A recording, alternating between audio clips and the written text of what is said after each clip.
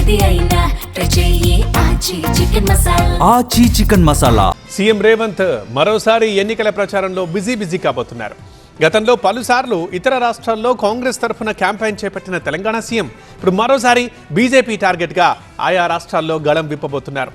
ఇప్పటికే ఆయా రాష్ట్రాల్లో ఎన్నికల ప్రచారం చేపడితే ఏ అంశాన్ని ప్రస్తావిస్తాను అన్న విషయంపై ఇటీవలే టీవీనే నిర్వహించిన సమ్మిట్లో క్లారిటీ ఇచ్చారు తెలంగాణ సీఎం.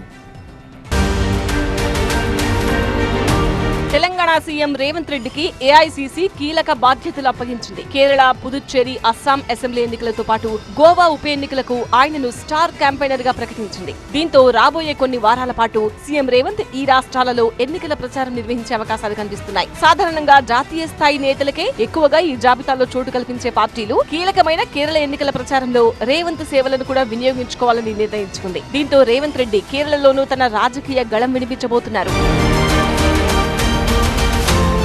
గతంలో 2024 లోక్సభ ఎన్నికల సమయంలోనూ సీఎం రేవంత్ కేరళలో పర్యటించారు. రాహుల్ గాంధీ ప్రాతినిధ్యం వహించిన వయనాడ్తో పాటు తిరువనంతపురంలో శశి థరూర్ తరపున ప్రచారం నిర్వహించారు. ఈ నేపథ్యంలో కేరళ అసెంబ్లీ ఎన్నికల్లోనూ రేవంత్ రెడ్డిని ప్రచారంలోకి దించాలని కాంగ్రెస్ హైకమాండ్ భావించింది. దక్షిణాది రాష్ట్రాల్లో కాంగ్రెస్ బలపడడానికి రేవంత్ దూకుడు ఉపయోగపడుతుందని పార్టీ అంచనా వేస్తోంది. గతంలో మహారాష్ట్రలోనూ సీఎం రేవంత్ ఎన్నికల ప్రచారం చేపట్టారు.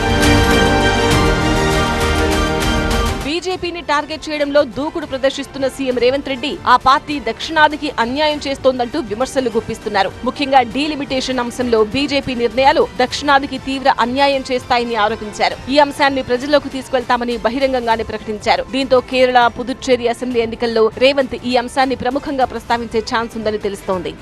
दक्षिण भारत को जो अन्याय हो रहा है, अन्याय करने के लिए जो एनडीए जो कोशिश कर रहा है, ये ठीक नहीं है, ये देश के लिए भी ठीक नहीं है.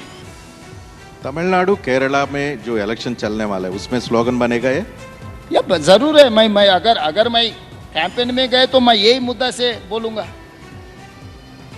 क्योंकि मोदी जी का हमेशा दल की बात है, देश की बात नहीं है, जनता की बात नहीं है.